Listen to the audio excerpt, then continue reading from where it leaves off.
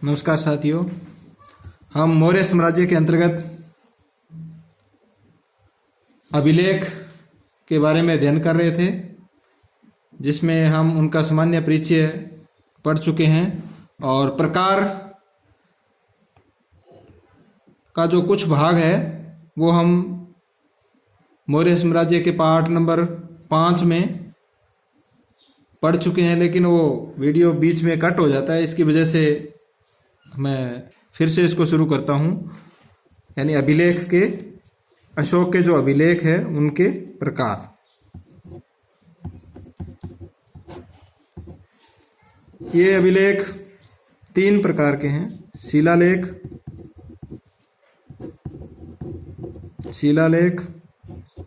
स्तंभलेख और गुहालेख।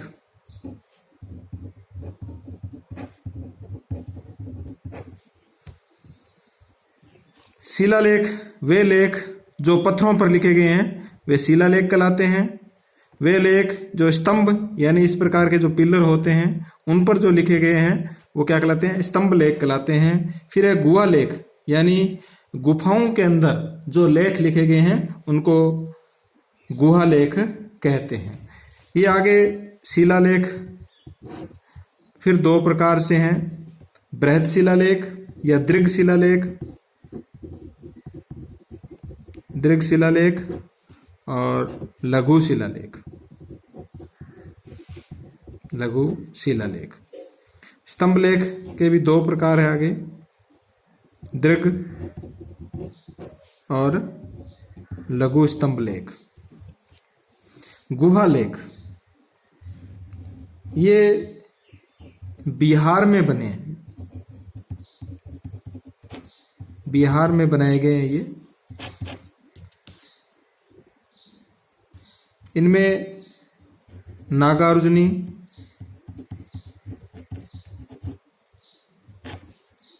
सीतामढ़ी और बाराबर ये पहाड़ियों के नाम हैं। इन पहाड़ियों को काट करके, नागार्जुनी, सीतामढ़ी, बाराबर पहाड़ियों को काट करके और उनके अंदर लेख लिखाया गया है। लेख लिखने के बाद में ये जो गुहा लेख बन जाते हैं। तो इसके अंतर्गत है विसव झोंपड़ी,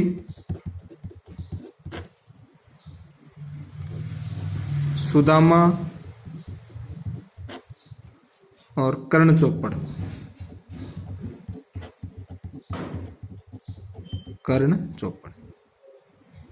यानी इन स्थानों के पत्थरों को काट करके और ये जो गुफाएं थी वो उनके अंतर्गत लेख लिखाया गया। वो है विसव झोंपड़ी, सुदामा और कर्ण चौपड़। अब हम इनकी जो लिपि है, गुहा लेखों की जो लिपि है, एक तो भाषा होगी और दूसरी होगी लिपि। ये प्राकृत भाषा में लिखे गए हैं और लिपि इनकी है ब्राह्मी। अब हम इनके बारे में डिटेल से अध्ययन करेंगे। जैसे दीर्घ शिलालेख,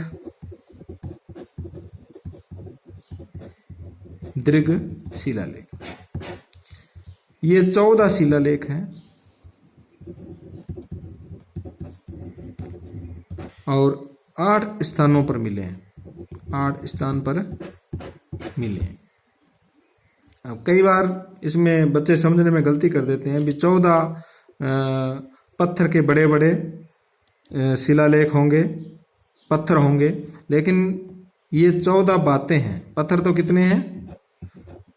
8 ही है, जिनको 8 स्थानों पर लगाया गया है। ये 14 एक तरह से बातें हैं। यानी इस प्रकार का एकास्मक पत्थर है। एकास्मक पत्थर का मतलब एक ही पत्थर को काट करके ये बनाए गए और उन पर ऐसे इस प्रकार कुल कितनी बातें लिखाई गई है? 14 बातें लिखाई गई है। तो इनको बोलते हैं 14 शिलालेख। और ये कितने स्थानों पर लगाए गए हैं? ये 8 स्थानों पर लगाए गए। कितने स्थानों पर? 8 स्थानों पर लगाए गए। इनकी संख्या कितनी है? 8 है।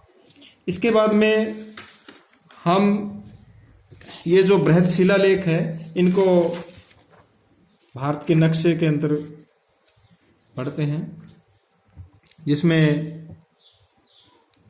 ये जो यहाँ पाकिस्तान का क्षेत्र है, यहाँ पर पाकिस्तान में 2 शिलालेख मिलते हैं अशोक के। एक तो है मानसहेरा, मानसहेरा, और दूसरा है साहिबाजगढ़ी। साहिबाजगढ़ी बहुत ही इंपॉर्टेंट है।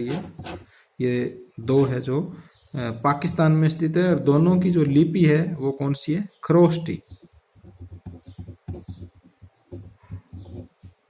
खरोष्टी लिपि के अंतर्गत आते हैं, और खरोष्टी लिपि है वो दाएं से बाईं ओर लिखी जाती है, दाएं से बाएं। यानी पाकिस्तान में ये 2 अभिलेख या बृहद शिलालेख मिले हैं जो खरोष्टी लिपि में है और दाएं से बाएं ओर लिखे गए हैं।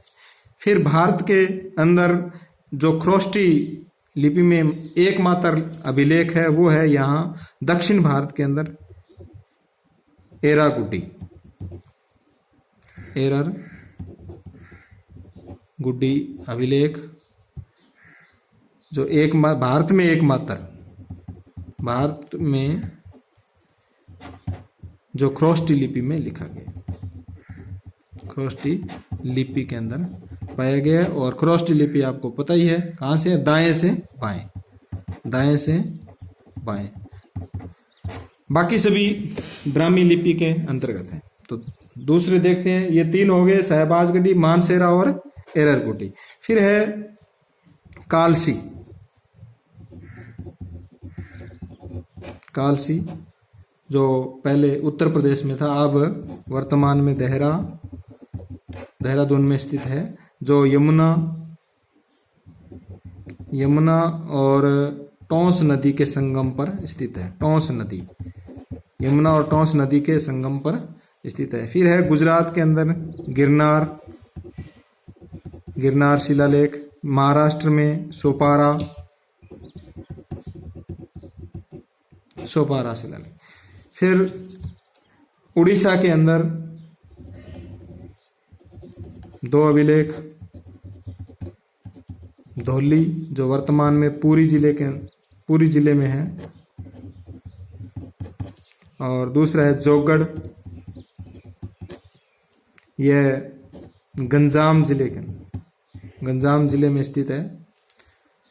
इन दोनों की एक विशेषता है कि इनमें जो 14 बातें हैं उनमें से 11, 12 और 13 ये जो 3 बातें हैं या लेख है वो इनमें नहीं है।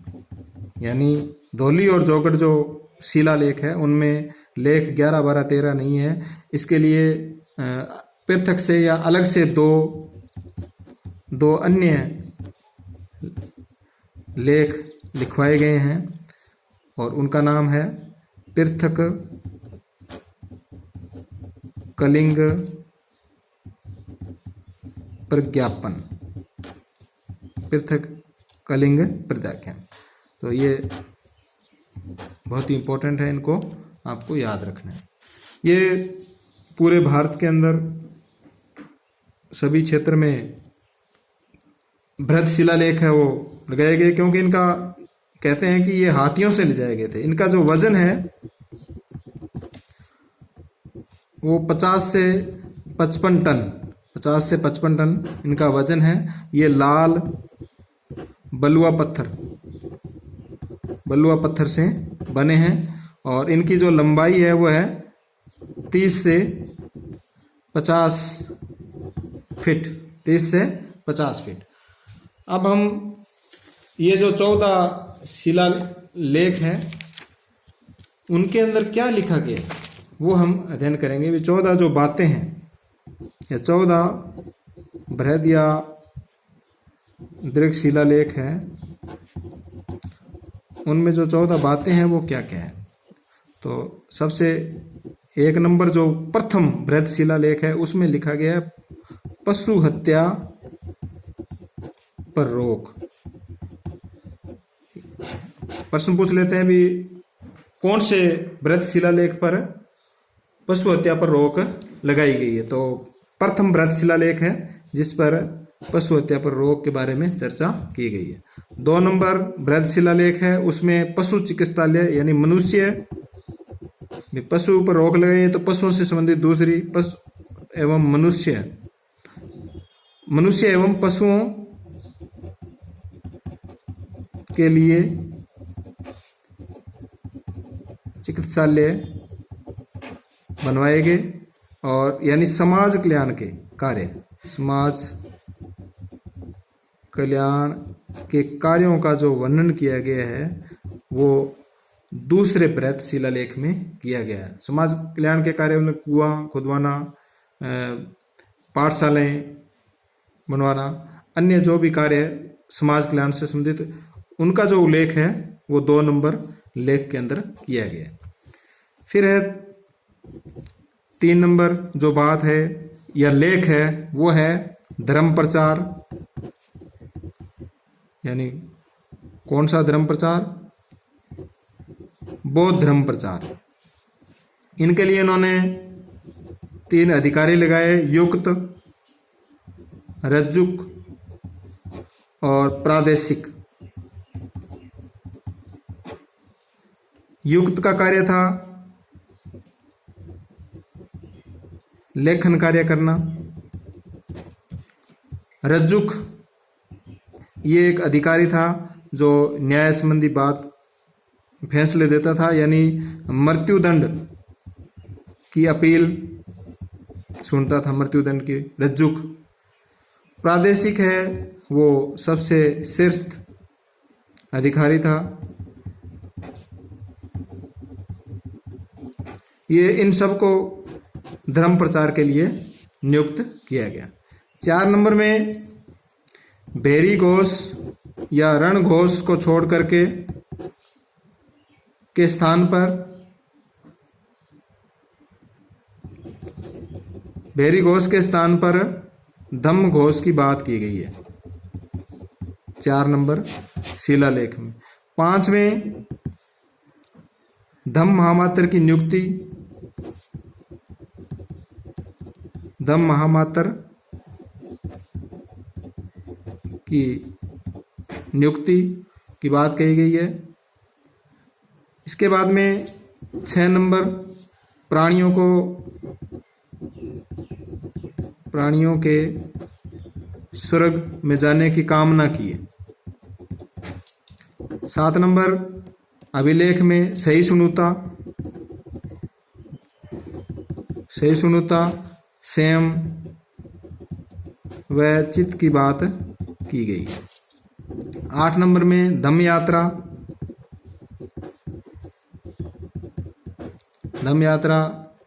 के बारे में लिखा गया है। 9 नंबर व्रत जो बात है या व्रत जो लेख है वो है, उन्होंने लिखा है भी जन्म, विवाह आदि पर जो भी हम समारोह में खर्च करते हैं वो खर्च नहीं करना चाहिए। खर्च पर उन्होंने इस खर्च की क्या किया, उन्होंने निंदा की है। 10 नंबर में धम्म नीति पर बल दिया है। 11 में धम्म दान, ज्यादा से ज्यादा धर्म पर दान करने की बात कही है। 12 में फिर सहिष्णुता, वाक संयम, यानी 13 में राज्य अभिषेक के 8वें वर्ष, ये बहुत ही महत्वपूर्ण है। 13वां जो उनका व्रत शिलालेख है ये राज्याभिषेक के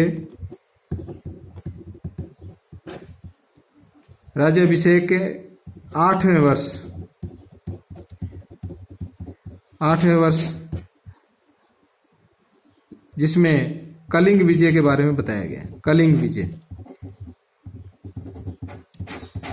कलिंग जो उड़ीसा वर्तमान में उड़ीसा में है उसकी विजय के बारे में बताया गया। उसमें लिखाया गया है कि 1 लाख लोग इसके अंदर मरे, 1.5 लाख निष्कासित कर दिए गए, लोग निष्कासित कर दिए गए। और कलिंग है वो मगध साम्राज्य में मिल जाता है। और अशोक अपने जो युद्ध के बाद में पश्चाताप करता है उसके बारे में भी इसमें 13 नंबर में लिखता है। फिर 14वां अभिलेख या अंतिम, इसमें भविष्य में और लेख लिखवाने की बात कही गई है। भविष्य में कई और लेख लिखवाने की बात की है। और ये भी कहा है भी लेखक द्वारा उपयुक्त जो ये जो 14 बातें लिखी गई हैं, इनमें ये जो 14 लेख लिखे गए हैं, इनमें अशुद्धियां हो सकती है। ये बात उन्होंने स्वीकार करी है। तो ये अशोक के 14 बृहत शिलालेख थे। तो आपके इनमें से जो महत्वपूर्ण है वो नंबर 1 पशु हत्या पर रोक और धर्म प्रचार हेतु युक्त रज्जुक व प्रादेशिक अधिकारियों की नियुक्ति 3 नंबर। इसके बाद में सहिष्णुता 7 और 12 दो अभिलेखों में बताई गई। ये भी पूछा जा सकता है भी सहिष्णुता का उन्होंने जिक्र है वो किन किन अभिलेखों में किया गया। तो 7 और 13वां जो बहुत ही महत्वपूर्ण है। तो साथियों ये पाठ नंबर 5 और ये 6 आप के लिए बहुत ही परीक्षा के लिए उपयोगी रहेगा, ऐसी मैं आशा करता हूं। और ये जो पूरा जो आपको मैटर मिल रहा है वो कैसी श्रीवास्तव विभिन्न प्रकार की एनसीईआरटी की पुस्तकें सभी कक्षाओं की और राजस्थान माध्यमिक शिक्षा बोर्ड की 2010 से लेकर के आज तक की जो भी किताबें सिलेबस में रही है उनके अनुसार या उनसे ये मैटर लिया गया है। तो मैं उम्मीद करता हूं कि आपके एग्जाम में जो मैंने करवाया है इनसे बाहर कोई भी पर्सन नहीं जाएगा, इनसे बाहर से कोई भी पर्सन नहीं आएगा। तो आप इसके साथ साथ नोट्स तैयार कर लें और ज़्यादा से ज़्यादा इस चैनल को सब्सक्राइब करें, लाइक करें और कमेंट भी करें ताकि मुझे प्रोत्साहन मिलता रहे और मैं और ज़्यादा इसमें मेहनत करूं और आपको अच्छी अध्ययन सामग्री है वो निःशुल्क मिल सके। इसी के साथ धन्यवाद।